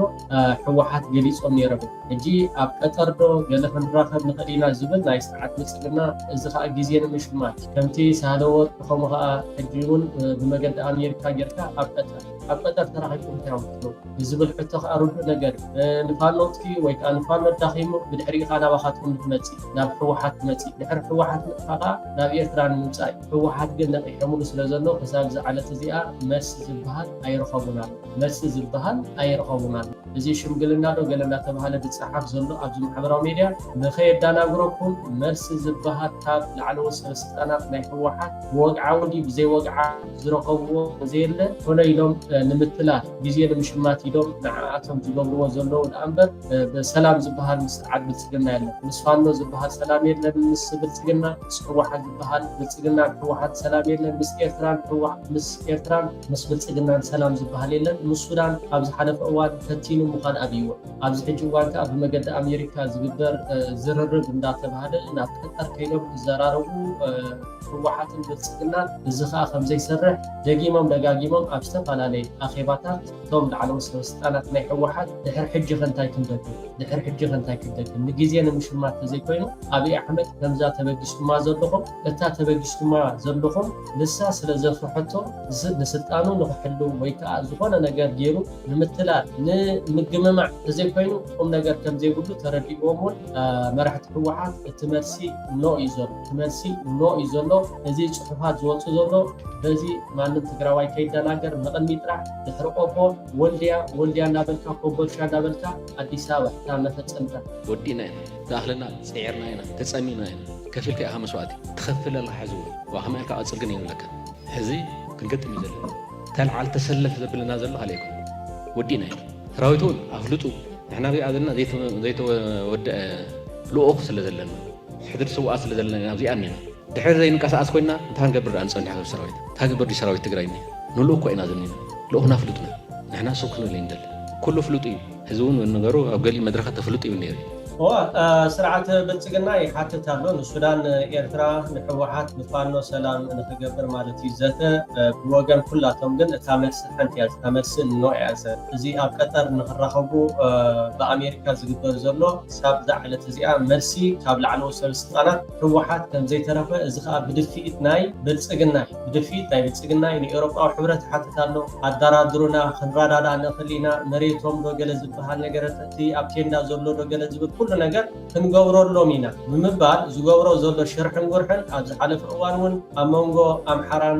ተጋሩን ሓውን ምውላዕ ዝገብሮ ዝነበረ ፈተነታት ኩሉ ምስ በርዓነ ኩሉ እቲ ኣሎ ዝበሃል ሽርሕን ጉርሕን ንሱ ጥራሕ ይወራሕ ዝመስሎሞ በዚ ጋጣሚ በዛ መገዲ እዚኣ ክዳናገር ከምዘይብሉ ትግራዋይ ይኹን ኤርትራዊ ኩሉ ኣብ ማሕበራዊ ሚድያ ዝፅፍ ኣብ ፅምዶ ኮይኑ ዝሰርሕ ዘሎ ንዚኣቶም ሰላም ዝበሃል የለን ስርዓት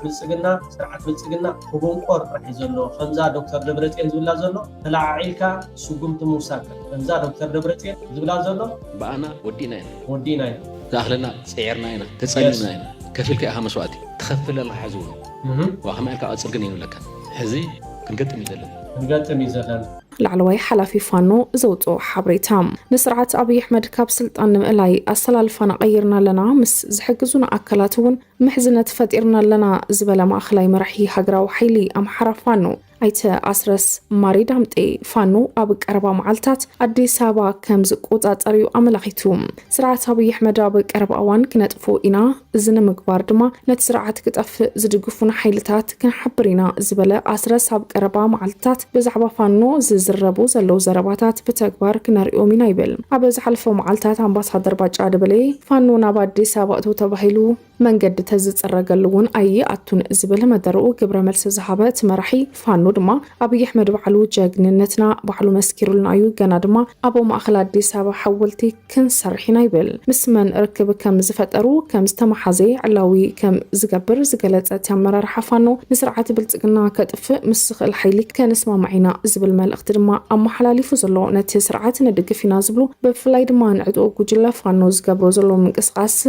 نادق فوز متو أكلات مسحوحات زجبر ركب هتوت دو كبلو أبز حتول زلوان اتمرح فانو دما مسحوحات زجبر تمداوي ركباتون دق قتلهم شوعاتي إثيوبياوين أتلتات مس مسارعتمن أسلطنتمن أب حبرات منكسات أمريكا كم زترفون عقبا كم زعاتتون مراقبتات نا إثيوبيان كمون مراقبتات نا حبرات منكسات أمريكا تمالا ماسيو تبتابات زرقحن يركبالوا إذن شوعاتي إثيوبياوين أتلتاتن مسارعتمن أسلطنتمن نا تحتي 20 ዓመት ሻምፒዮን አትሌቲክስ ዓለም ኣብ ሕብራት መንግስታት ኣሜሪካ ክሳተፉ ድሕሪ ምቕናዮም ብወቢሎም ተሪፎምን ኢዶም ሂቦምን ዝርከብ ዘለው ኣቐድማ ቢሎ ሃገራዊት ጋንታ ኩዕሶ እግሪ ኢትዮጵያ ኣብ ሽወደን ተሪፋ መንባራ ዝዝከር ኮይኑ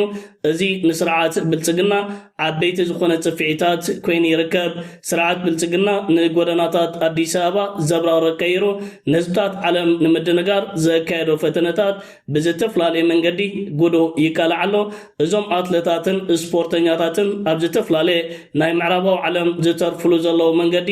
ኣብ ኢትዮጵያ ዘሎ ኩነታት ክሳብ ክንደይ ኣብ ተስፋ ዘቑርፅ ደረጃታት ከም ዝበፅሐ ዘርኢ ክስተታት ኮይኑ ይርከብ ክቡራት ተኸታተልቲ ፈንቅል ኤር ሚድያ ካብ ኩነታት ኢትዮጵያ ከይወፃና መንግስቲ ናይቲ ሃገር ናይ ላዕለዎት ሰበስልጣን ብፍሉይካ ናይ ላዕለዎት ወተሃደራውያን ኣዘዝቲ ናይቲ ሃገር ደቆም ስድራ ቤቶም ናብ ወፃኢ ሃገራት ንኸይወፁ እገዳታት ኣንቢሩ ይርከብ ኣሎ ስርዓት ብልጽግና እዚ ወሲድዎ ዝርከብ ዘሎ ከምዚ ዓይነት ስጉምታት ላዕለዎት ወተሃደራውያን ኣዘዝቲ ናይቲ ሃገርን ሰበስልጣን ናይቲ ሃገር እቲ መንግስትን እቲ ስርዓትን ኣትይዎ ዝርከብ ዘሎ መንገዲ ብዓብይኻ ምስ ክልል ትግራይ ተፈጢሩ ዝርከብ ዘሎ ወተሃደራዊ ምፍታት ተስፋ ስለ ዘቑረፆምን ስለ ዘፍርሖምን ስድራ ቤታቶም ናብ ምዕራባዊ ዓለም ብምስዳድ ንሳቶምን ክስዕቦም እዮም ዝብል ጠርጣርታትን ፍርሕን ሻቅሎትን ስለ ዘለዎ እዩ ብቦሌ መዕርፎ ነፈርቲ ቢልካ ናብ ካልኦት ክፋላት ዓለምን ሃገራት ዓለምን ዝግበር ምንቅስቃስ ንስድራ ቤቶምን ንዕኦምን እገዳታት ኣንቢሩ ዝርከብ እዚ ስርዓት ክሳብ ክንደዚ ኣብ ፍርሕን ሻቅሎትን እዩ ሰጢሙ ዝርከብ ሕወሓት ምስ ስርዓት ብልጽግና ነቲ ኣጋጢምዎ ዝርከብ ዘሎ ወተሃደራዊ ወጥረን ምሰሓብን ንምፍታሕ ዝርርብን ሽምግልናን ይሓትት ከም ዘሎ ኣምባሳደር ኢትዮጵያ ኣብ ሶማል ስሌማን ደዴፎ ትማሊ ኣብ ገጻት ትዊተር ዝርዝራዊ ሓበሬታታት ኣስፊሩ ይርከብ ኣሎ ብመሰረት እዚ ኣስፊርዎ ዝርከብ ዘሎ ጽሑፍ ኣብ መንጎ ሕወሓትን መንግስቲ ናይቲ ሃገርን ተፈጢሩ ዝርከብ ዘሎ ወተሃደራዊ ምፍታት ሕወሓት ክዕወተሉ ከም ዘይክእል ስለ ዝፈለጠ مستن يحجزين زبل هجراتن معربان أكلاتن بمتحبار قبل إثيوبيا منجستنا يتهجرن تغطات مقبار نزر الربن شمغلنان فتنتات يكاد كنزلو منجستي إثيوبيا نزنجرات كأبولا يبلون قبل حواتن سلطان نايتا كللن سجونتات بموساد حنساب النحوارن نحوحات كود فو الله كبليو صحفاتو أسفيرو زركب زلو حزب تجراي كحرس كولد كزمد بسلام أبتا كلل كنكساغس حقاو مسلن بايتانالو إذا كرجاجت انتداخينو سبسلطان حواتن وتهدروين أزسن نافردي كقرب لهم سبسلطان حوات اتحجا قاتيمو زركب زلو كنتات كعوتلو كم زيكولو مسفولتيهم نابشمقلنان كال نقراتن زقواي زلو بمباليو سرعات بلتقنان منقسنا يتهاقرن مسعوحات نابركباتن زرباتن كيملس متنقاطات يحلفو زركب إذا أمباسادر إثيوبيا بسومال حادة كابتوم أبقاتات تويترن محبرا ومراقبتاتن بمخان ناتي سرعات زهبو تلخطات زقاوح والكسبيو حوحات مسرعات بلتقنا شمقلنان ركباتن زرباتن حتيتريو كساب حجي زتفلتا نقر يلان كلتيوم آكلاتن وقناتن أب زتفلالي قنباراتن بوتاتاتن تفاتيتوم يوم زركب زلو إذا أمباساد نزا حبريتاتات كابي رخيبو زرزراو مغلطيتات ايزرغحنا الله سراويت بلصقنا بكبابታት ቆቦ ከቢድ ውግእ ከካይድን ተጻንሐኳ ሕጅግን ተስፋ ኦሪጽ ከተማ ቆቦ ሓዲግ ይሃድም ከም ዘሎ እዩ ዝግለጽ ዘሎ እዚ ከም ዘለን ሃለወ ኣብ መንጎ ትግራይን ዓፋርን ዘሎ ወተሃደራዊ ምንቅስቃስ ከቢድ ስግኣት ይፈጠር ከም ዘሎ ሕጂ ዝወጽ ሓበሬታ ገሊጹ ኣላ ኣብ መንጎ ክልላት ዓፋርን ትግራይን ኣብ ዝርከብ ስትራቴጂካዊ ከባቢ እምባ መጋለ ወተሃደራዊ ምንቅስቃሳት ይጋደድ ከም ዘሎ ተሓቢሮም ሰራዊት ትግራይን ዕጥዋት ተኸባበን ዘካይድዎ ዘለው ምንቅስቃስ ንሰላም ተዘባ ኣብ ሓደጋ ወዲቕዎ ከም ዘሎ እቲ ሕጂ ዝተረኸበ ሓበሬታ ረዲኡ ኣላ بخلتي أم وجنات كبرت أصوار مصمادمون كعاتي دفعات مسفحفحون داق ما يوجه خبار عيخال إياه زبل لعل سقات فتيرو خبل هوران إنتليجنس زبهال تكال قليس علام أم با مقالن وتحدراو متقعت متشو بمخانو خلتي أم حيلتات نتبوتان مقوز عرض قبر وزلون قد الدمنة وطر زيادة قال جوا كم زركب حبيرو علام نبرت اتخبابه كم زقلص وتام عطوات بوتاتات نمحاز كنقسقاسو كالو ححالفولو تخصيص معيوم اذا خونتات نمحبره سباب كبير عدد زاتوا كخون كلام نمعلتاوي هيوتامون صالي ومهلاو يገልጽ نبرت كاب عداغان منقسقاساتن تگديبوم اب ገዝኦም نمقما تگديدم አለዎም والا ኳ ተኸባባን ጻራው ጸስታ ዝሰፈነልን ተኾነ ነበር ትግን ነዚ ህድአት ቅድመ ማዕበል ዘሎ ስቕታ ክኸውን ይኽእል እዩ ብዝብል ብዓብዪ ስግኣት ተዋሒጦም ከም ዘለዉ ተገሊጹ ኣሎ። ሰራዊት ትግራይ ከበድቲ ኣጽዋራት የጸግዕ ምህላው ዝገለጸቶም ነበርቲ ብተወሳኺ እውን ሓራ መሬት ዝተባሃሉ ዕጡቋት ተኸባበነ ባዕሎም ንምክልኻል መግዳዶም መንግስቲ ፌደራል ውሕስነት ጸጥታ ብምሃብ መዳይ ዘለዎ ክፍተት ዘቃልዕ ምዃኑ ተሓቢሩ ኣሎ። እዚ ዘይተፈትሐ ወጥሪ ናብ ዝኸፍአ ግጭት ቅድሚ መምርሖ መንግስቲ ፌደራልን ዝምልከቶም ኣካላትን ብህፁፅ ኢዶም ብምእታው ነባሪ መፍትሒ ከምፅኡ ይግባእ ዝብል መተሓሳሰቢ የቕርብ ከም ዘሎ እውን ተገሊጹ ኣሎ። እዚ ከምዘኢለ እናሃለወ ደቡብ ኣፍሪካ ሰነድ ኣልቦ ስደተኛታት ንምምላስ ዘውፅአቶ ውፅኢታት ከካፍላ ንኢትዮጵያ ሓቲታ። ደቡብ ኣፍሪካ ሕጋዊ ሰነድ ዘይብሎም ስደተኛታት ናብ ሃገሮም ንምምላስ ልዕሊ 18 ሚልዮን ዶላር ወፃኢ ገይራ ኣላ። ሕጂ ድማ ካብዚ ወፃኢ እቲ ዝተወሰነ ክፋል ከኸፍላ ንኢትዮጵያ፣ ናይጀርያን ማላውን ሓቲታ ከም ዘላ ጸብጻብ ማዕኸናት ዜና ይሕብሮም። ሚኒስተር ውሽጣዊ ጉዳያት ደቡብ ኣፍሪካ ነዚ ሕቶን ባይቶ ቀዋሚ ኮሚቴ ገሊጹ ኣሎ። እቲ ሚኒስተር ነዚ ተግባር እዚ 60 ሚልዮን ራንድ ጥራሕ እዩ መዲቡ ነይሩ እንተኾነ ክሳዕ ሕጂ ዘውፅኦ ወፃኢ 292 ሚልዮን ራንድ በፂሑ ኣሎ። ዋና ዳይሬክተር እቲ ኮሚቴ ቶሚ ማክዴይ እዚ ስራሕ እዚ በጀት ዘይተተሓዘሉ ሓላፍነት ምዃኑ ብምግላጽ እቲ ወፃኢ ልዑል ዝኾነሉ ቀንዲ ምኽንያት ድማ ክፍሊት መጓዓዝያ ምዃኑ ጠቒሱ ክብል ኣብ ኬንያ ዝመደብሮ ማዕኸን ዜና ትኳ ጸብጺቦም። እቲ ሕቶ ወፃኢ ምኽፋል ብወግዒ ንኢትዮጵያ፣ ናይጀርያን ማላዊን ተላኢኹ ምህላው ስዒቡ ኣብዚ ሕጂ እዋን ፕሪቶርያ ካብዘን 3 ሃገራት መልሲ ትጽበ ከም ዘላ ተገሊጹ ኣሎ። ኣብ ምብራቕ ወለጋ ከተማ አንገረጉት ከቢድ ውግእ ተኻይዱ። ኣብ ክልል ኦሮሚያ ሶባ ምብራቕ ወለጋ ኣብ ከተማ አንገረጉትን ከባቢኡን ኣብ ቀበሌታት ኣብ ሞንጎ ዕጡቃት ብዝተፈጥረ ከቢድ ውግእ ኩነታት ጸጥታ ኣብ ከቢድ ውጥረት ሰኽቲቱ ዘሎ ብመሰረት ጸብጻባት ናይ ዓይኒ መስኻኽር ከም ዘመላኽቱ ወድማ ተመጥቃዕቲ ኣብ መፈተሺ ንቁጣታት እታ ከተማ ከቢድ ውግእ ተኻይዱ ዘሎ። እቶም ዕጡቃት በታ ከተማ ኣቢሎም ናብታ ከተማ ክኣትው እኳ ተፈተኑ ብሓይልታት ጸጥታ ግን ደው ክብሉ ከም ዝኽኣሉን በቲ ብክልቲኡ ወገን ዝተኻየደ ከቢድ ውግእ ድማ ሓይልታት ጸጥታ ከም ዝሞቱ እዩ ተገሊጹ ዘሎ። እዚ ስጋታት ኣብ ዝቕፅሉ ዘሎ እዋን ብዙሓት ነበርቲ ካብ ገዝኦም ሃዲሞም ናብ ከተማ ኣያናን ርእሰ ከተማ ዞባ ነቀምትን ይሃድሙ ኣለዉ። ኣብ ቀበሌታት ደለታ፣ ከኒሳ፣ ወረቡን ህሉለንቻን ዝተመዛበሉ ኣብ አንገርጉት ተዓቂቦም ዝነበሩ ዜጋታት ድማ ብሰንኪቲ ዝወሰኸ ስጋት ናብ ነቀምት ይሃድሙ ከም ዘለዉ ብርክት ዝበላ ናይ ህዝቢ መጓዓዝያ መኻይን ቆልዑ ኣዴታት ዝፃዕና እውን ካብ ከተማ ከም ዝወፃ ተሓቢሩ ኣሎ። ብፍላይ ድማ ካብቲ ቦታታት ድማ ይሃድሙ ከም ዘለውን ተሓቢሩ ዘሎ። ብዛዕባ ናይ ኣስመራ ሓደ ወፃተኛ ናብ ኤርትራ ኸይዱ ነይሩ ኖርማሊ ሓደ ኣያና ወይ ከዓ ሓውና ንባኔ ሃበኒ ክብል ኖርማሊ ከቢድ ነገር ኣይኮነ። ናብ በዓል ኢትዮጵያ ብዙሕ ነገር ሕማቕ ነገር ኣብዚ ኤውሮጳውን ብዙሕ ሕማቕ ነገራት ኣብ በዓል ኣሜሪካ ብዙሕ ሕማቕ ናይ ኢትዮጵያ ትዝዓበየ ሚድያ ማለት እዩ ናይ መንግስቲ ኢትዮጵያ እንታይ ክብሉ እዮም ፅሒፎም ዘለዉ ብጣዕሚ እንዲ ዝገርም ኤርትራ ካብተን ነፍስና ንኽእል ኢና ብመግቢ ርእሲ መርኮሳ ዝበሃል ብከምኡ ትኽተል ሃገር ከም ምዃና መጠን ኣብ ኣስመራ ብዙሓት ዩቲዩበራት ክኣትዉ ጀሚሮም ኣለዉ። ኣብ ኤርትራ ሓደ ኣብ ፅርግያ ባነ ክልምን ክትርኢ ከለኻ እታ ዓዲ ማዕረኽ ክንደይ ወዲቓ ከም ዘላ ብምባል ስርዓት ብልፅግና ኣብቲ ዝዘርግሖ ሎማዓንቲ ሓበሬታ ካብ ምንታይ ተበጊሱ ከምዚ ኢሉ ዝዝርግሑ ዘሎ እቶም ብትግርኛ ኣብዚ ማሕበራዊ ሚድያ ክዛረቡ ዝቐነዩ ብዘይ ዕላማ ኣይኮነ እቲ ዝምልስ ኤርትራዊ ሓደ ክልተ ሱቅ በልዎም ሸለል በልዎም ዝብል ከይተረድኦ እዩ። ንሳቶም ግን ተረዲእዎም እዮም ዝገብሩ ተረዲእዎም ኣብ ኢትዮጵያ እኮ ብለማና እዩ እንድሕርዳ ኮይኑ ብልመና እንድሕርዳ ቀዳመይቲ ካብ ኣፍሪካ ቀዳመይቲ ብምልማን ኣፍሪካ ቀዳመይቲ ኢትዮጵያ ካብ ኣፍሪካ ማለት ግን ከመይ ጌርካ ነቲ ኤርትራውነት ወይ ከዓ ነቲ ህዝቢ ኤርትራ ዳውን ትገብሮ እዚ ከም ሓደ መንግስቲ ትካል ከም ኣጀንዳ ጌርካ ክትዛረበሉ ብጣዕሚ ዝሕፍር ሓደ ንፃዕዳ ዩቲዩበር ኣብዚ ንሃለኩም ኩሉ ትፅሑፍ ከተምልዎ ትኽእሉ ይኹን ኣብዚ እቲ ዩቲዩበር ከይዱ ኣብ ዝገበሮ ሓደ ባነ ሃበኒ ኢልዎ ንባነ ሃበኒ ኢልዎ ሓደ ከዓ ኪድ ኢልዎ ገለ ዝብል ከምዚ ክትሪእዎ ክትዕዘቦ ዝቐንኹም ማለት እዩ። ብመግቢ ክኢልና ነብስና ይብሉ ንፕሮፓጋንዳ ጥራሕ ዘይኮተደይ ኮይኑ እቲ ኣስመራ ዓንያ ከምኡውን ከይዱ ንባኒ ኢሉ ዝልምነላ ሃገር ሓደ ሰጊግዎ ገለ ዝብል መንግስቲ ዝኣክል መንግስቲ ኢትዮጵያ ከምዚ ገይሩ ፅሒፉ ክትርኢ ከለኻ ካብዞም ልኡኻት ብትግርኛ ክዛረቡ ዝቕነዩ ዘፍልይ ነገር ንሙሉእ ከተንብቦ ትኽእሉ ንሙሉእ ትሕዝቶ ክንዛረብ ከለና ብዘይ ምኽንያት ኣይኮንና ንዘር እዞም ዝዛረቡ ዘለኹ ብዘይ ምኽንያት ቶም ትግርኛ ዩቲዩበራት ኮይኖም ክዛረቡ ዝውዕሉ ተለያይኾም እዮም ቦሉ ተባሂሎም እዮም እዚ ከዓ ስለምንታይ ኣብ ሕጂ መንግስቲ ኢትዮጵያ ነዚ ተገዲሱ መልሲ ይህብዎ ደሎ እንድሕር ዳ ኢልና ሎማዓንቲ ብጣዕሚ ኣሰንቢድዎም ክንብል ከለና ኤርትራውያን ሓደ ንዓሰርተ ተዋጊኦም ናጽነቶም ኣምፅኦም ከምኡውን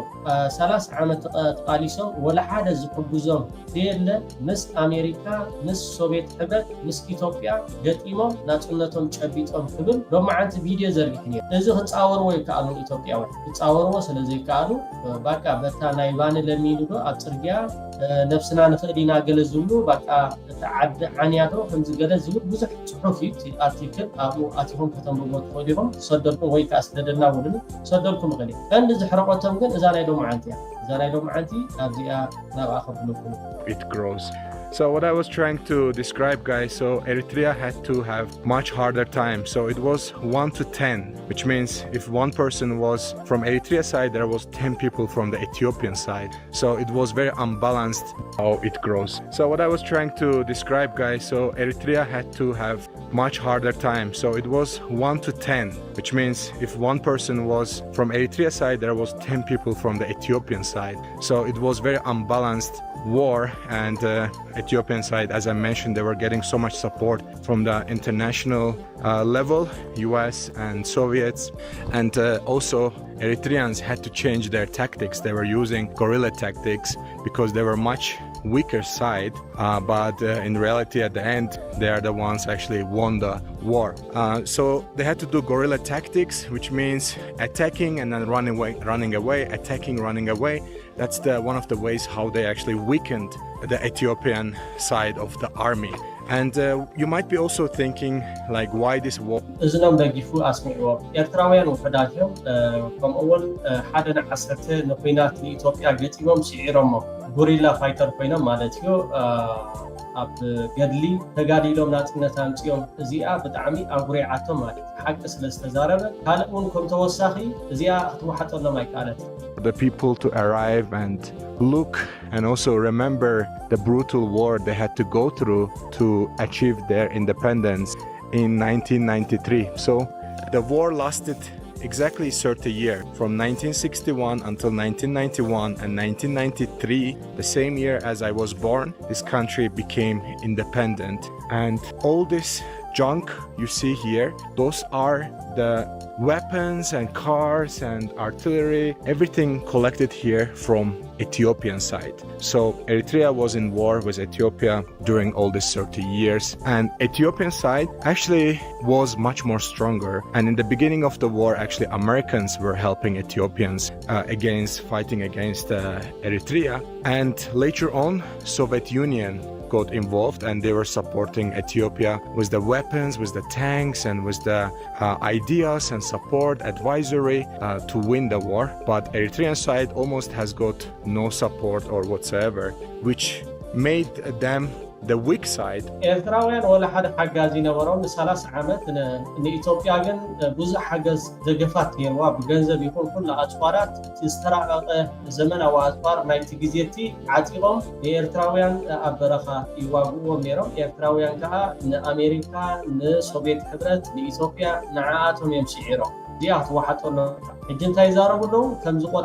ቆለጥጥዎም ለማናይ እንድሕር ዳ ኮይኑስ እስከ ቪድዮታት ስደድለይ ብዙሕ ናይ ኢትዮጵያ ቪድዮታት እንድሕር ዳ ሪኢኹሞ ኮይንኩም ብዙሕ ኢኻ ብኸመይ ግን ክትብዳዕ ኣይትደልን ብዳዕ ለማናይ ሪኢኻስ ኢትዮጵያ ከምዚ ገለ ክትብል ልመና ኖ ግን ከምኡ ኢሎም ፅሒፎም ገለ ማለት ንዓና ንኤርትራውያን ወላ ሓደ በዓል እኳ ኣብይ ኣሕመድ እኮ ለማኝ ሃገር ኢልዋ እንታይና ንሕና ሞ እንታይና ክንደግሞ ግን እገርም እዩ ሓደ ሰብ ሪኢኹም ባቃ እንታይ ደሪኤካ ግን ኣብ ኤርትራ ሳፕራይዝ ኮይኖም እሱ ንዓይ ዝርዳእኒ ባቃ ንመጀመርታ ሪኦም ተገሪሞም ማለት ለምን ተጀመረ ያልሽው ስህተት ነው። ኢትዮጵያ ለማኝ ሀገር ነች። ለማኝ ደጅጠኝ ለማኝ ሀገር ውስጥ የኖርሻውን ሲዳማ ለምን ትያለሽ? በየሄድንበት አይደለም እንዴ ማን ለምንበት ቋንቋ አለ? በየባህሩ ወንድሞች ሴቶች እያለቁ በየእስር ቤት እያለቁ ሲዳማ አይለምንም? ሲዳማ ማን ነው? ለማኝ ነው ኢትዮጵያዊ። በአፍሪካ ሀገራት እኮ እስር ቤት ያሉ ሰዎች አሁን እንደሚባለው እኮ አይደለም፣ እዚህ እንደሚቀለደው እኮ አይደለም። በ45 ከ40 በላይ ዲግሪ ሴልሺየስ በጣም በሚያቃጥል አንደርግራውንድ የነበሩ እኮ ናቸው። ስለዚህ ያንን መጻደቅ በየሰፈራችን እኛ ሀብታም ነን፣ እኛ ከብታለን፣ እኛ ወርቃለን አይሰራም። ኢትዮጵያ ደሃና ለማኝ ሀገር ነው። ፔሬድ። ለምሳሌ አንቺ ጥሩ አባት ነው ያለሽ፣ ምግብ አትቸገሪም። ግን አሁን አሜሪካ ኤምባሲ ብትሄጂ ቪዛ አታገኝም የለማኝ ሀገር ዜጋ ስለሆንሽ። ለማኖ እኳዳ ቲ ተጸጊሙ ኢሉ ቃልዕ ዝወፅሲ ትዝዋ ሓደ ኣብ ህዝቢ ኤርትራ ክኸውን ዝኽእል ሳላ ሞራልና ማለት እዩ ስለጣዕመና ዘይኮነ ሳላ ሓቦና እቲ ዝሓሸ ኸማን ኣብ ሃገርና እዩ ሕጂ ከም ልመና ታርእሲ ተወሲድካያ እቲ ዝሓሸ ናይ ልመና ክስታይ ዝረኣየላ ኸማን ኣብ ኤርትራ እዩ ኣብ ካልእ ሃገራት ተኸይዶም ፀዓዱ ይኸትርዎም እዮም ኣያሕልፍዎም እዮም እዞም ፀዓዱ ሕጂ ናብ ኣፍሪቃ እዮም እቲ ዓመታዊ ዕረፍቶም ዝወስድዎ ነይሮም ብዙሓት ሰባት ኣይንኸይኒ ኢና ብልኻ እሂ እንተልካዮም መሕለፍ መገዲ እናሰኣና ብልኻ ሕጂ ሞሮኮ ተኸይዶም መሕለፍ መገዲ ይስዎም منابرو ناتومي حايشخو نابع المروكو حايش كابنا هنا منابرو جن أمود عطا تحبو زبهالي بهالي نيح زبهالي نسب تعقص زهوبا بس أنت خمسة حجين أو مقاش قد فوا مالتي سلازي بلمنا نفلت حزبون أي كنا كابزر سزي واتيخا كمي إنا نبرزلنا الكحت متسخل خايخا نابتني قد سنان زمن كتنا نارست متس أبزر وننتاي زرايا كوما أي بهالني بلا حد يرتاومان كوما أي بهالني إلو إلامسي يتصرفوا حجي أتانا عايزيت برهان كل جزء كمزي أيكوني خلنا نخلصه كالي متى كاتها مس خدال ولا يالو نلعب عفو هم صلون مش زبهلا الحج مش زخون أيترقومني سيلك أو حمالهم بع قال ما لازم بهلا أيترقومني تقولني أزيك ولا حد هستيقونه مثلا نيتايمبر أزي قام أيقونه حاد زجبت سنة حساب كقرب الكالو حدث كوما يبهلني إلويل كان تصرف لها خونكا أما أنت إذا أخبرني هو مستباح الكاسي ملس خط الدالغ كلها لك سلازي نزخونه أبقال عوتي خلم من زراعة أمها نقوانا خلم من زراعة حوها كوما يبهلني إذا بهلنبر أنت إذا أخبرني هو قتل له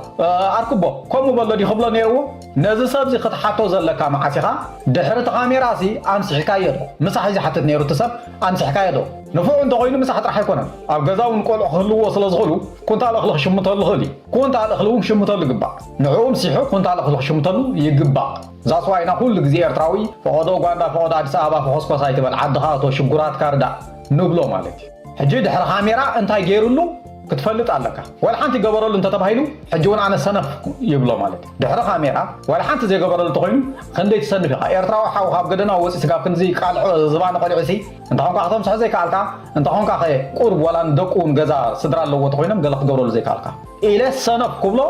نايب حكي بقعي كوم زي جبرل تقولين عند هردا بدحرة خامرة أمسحون جبو نجار غير لهم كوين خاني مسجانا عايز جبو سلازي حاتيتك أنت أيك غير اللي الكا ملس مسرحبك إيخا حدا ملس تهم أبدا خامرة جن كوم أي بحالني يخبلا زلوا هنياتو ولدنا أنت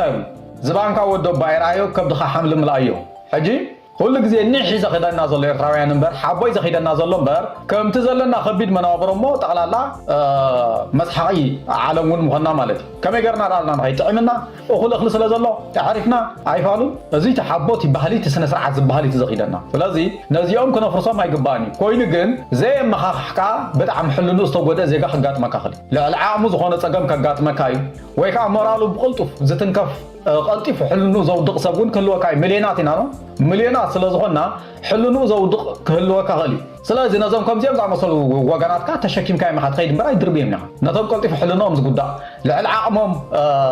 سجمع زخبدهم زبولو زيقاتات كا تشكيم كاي ما حد خيد هزبي راح تشكيم وميز خيزنا كم بهلجن كساب نودق نحنا إننا ويتنا بالهزبي كنا أزيتي بهلنا أيوة بارنا تسب كوماي بهلني زوالو سئل كهم بدع خوسر يقولون بدع يكون تزاريب هنياتو هاجر بانديرا بهلي كبرتات كله مزقود دايزي تحيز وارد أمول علم الله لما انتلنا أبكال علامات كيدهم زم كم زيم زم مصلو يوتيوبرات يقعد حوام نريه إذا خندي تجمعاتنا حجرات وصي أقولنا صدر بيو خندي تجمعات كندي شجرات وصي كم زيجر كاز زرّو بلغني الله ما نياتو خملو مدي هات وصله أقول ده حجرنا هم تصقول لجن نتن صبوات قديف كان نتن كفاءة النزرة زخاني كاب حاليات زيكون زبجس ورائل كا أبز حجر زي عقر نمسا عصو خمس فتر تصفى مغراز تفتيرو ننبع على خاتم بالا حلو نام نعبي زوتو والخناتات سلا زنادي كابز خير انتاي سلا زركبي اتصوم زي حدر نبرس موليسو ولادو بألف شفاتو تقتل اتمحكم سي انو زساق نبرس زقادة دا قوزو تدبديبو صدرو ملو بحاد معاتي تفو سلازي ناب زقادة دا خطوص ديلكا ان هزبي ايتو تطنيخا تازلاتو صقومو اندا خالي نابز حاشة فتح كمتس سلام عقبي إذا تصعر مبر نابز قدد أيتو صدونيخ نعبوكو كدك سونا يدخلناها حجي حزبنا نابرا خبيدو وين نمزلنا أتم قالوا زدلي وقن نابرا خبيدو وترح زي كونس ولا ون ናይ ህይወቱን ከውዕልን ከሐድርን ኣብ ዘይኮለሉ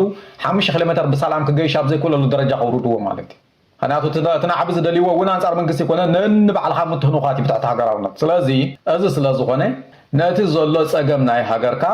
كمي غيركا اندات خالكا لعلو كل خا فتح نخركب باونتاو اغباب صقط اندا غبركا خمي غيركا تخيت ما لعلو كل خا خمي غيركا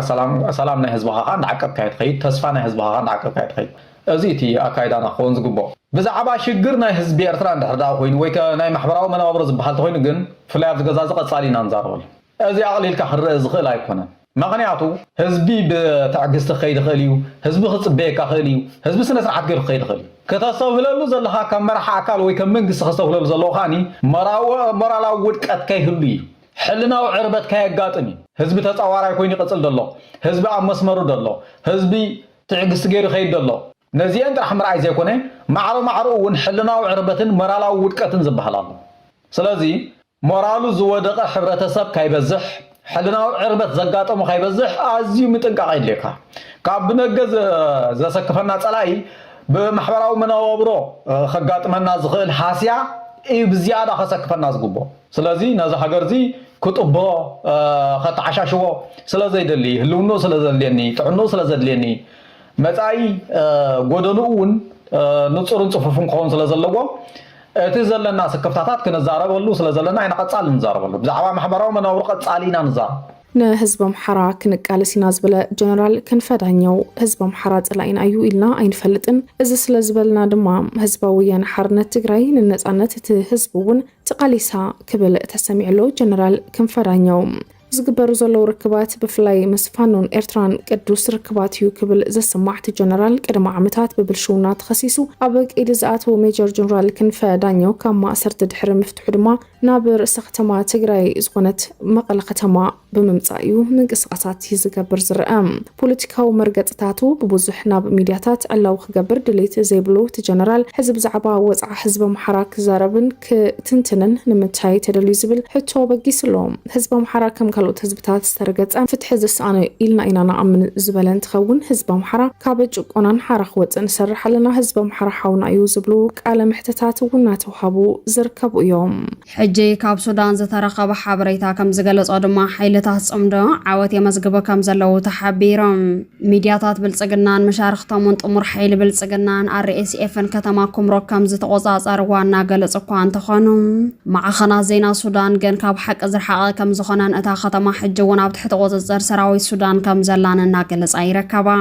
ሰራዊት ብልጽግና ብኣሶሳ ብዘለዋ ድሮናት ተጠቒሙን ከተማ ኩምሮክ ብተደጋጋሚ ከም ዝደብደባ ዝተገለጸ እንትኸውን ሓይልታት ጽምዶ ድማ ነቲ ጥሒሱ ዝኣተወ ጥሙር ሓይሊ ብልጽግናን ሰራዊት RSFን ብጸረ ምጥቃዕቲ ድምስስዋ ከም ዘለው ማዕኸናት ዜና ሱዳን እናጸብጸባ ይርከባ ኣርሚ ሰብዓ ንምዕራብ ትግራይ ተልእኾ ስለ ዝተወሃቦን ኣብ ምዕራብ ትግራይ ከም ዘምርሐ ዝሓበሩ ፍልፍላትና ሰራዊት ሱዳንን ካልኦት መሻርክቶን ካብ ከተማ ኩምሮክ ኣብ ቀረባ ርሕቀት ኣብ ዝርከብ ስፍራ ዓሪዱ ከም ዘሎ እዩ ዝግለጽ ዘሎ ሰራዊት ሱዳን ካብ ከተማ ኩምሮክ ወፅእ ዝኸኣለ ኣብ ልዕሊ እታ ከተማ ከቢድ ዝኾነ ናይ ድሮን ደብዳብ ይካየድ ስለ ዘሎ እታ ከተማ ከይተዓኖ ኢሎ ከም ዝኾነ ተፈሊጡ ኣሎ እዚ ከም ዘኢለ እናሃለወ ሰራዊት ብልጽግና ቆቦ ከተማ ሓዲጎ ከም ዝሃደመ ናቅፋ ፕረስ ሒዛቶ ዘውፅአት ሓበሬታ ይገልጽ بمسارات حبريتا نقفا برس بلصقنا بقبو ولديا دسي كومبولشان كالوت جزءات كلام حران ششو سراويت تسلفكم نحايلتات صمدو كمكت كم زي كالن كتما قبو حدي قواي حدم كم زلانتا ميديا قليس علام